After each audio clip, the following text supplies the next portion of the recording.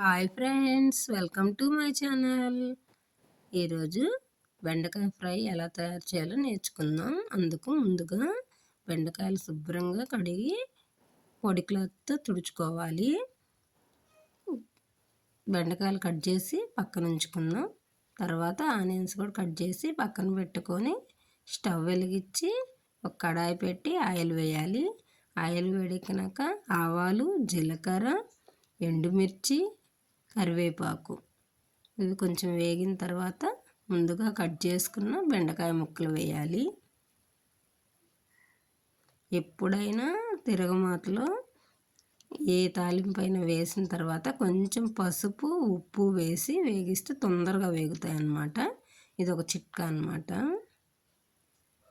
ఈ విధంగా వేగిన తర్వాత ఆనియన్స్ వేసి వేగించుకోవాలి. ఇవి కూడా ఇంకొక మగ్గిన తర్వాత కొబ్బరి కారం చల్లుకుంటే ఎంతో రుచికరమైన బెండకాయ ఫ్రై రెడీ. మా వీడియో నచ్చినట్లయితే లైక్ చేయండి, షేర్ చేయండి, సబ్స్క్రైబ్ చేయండి మరి.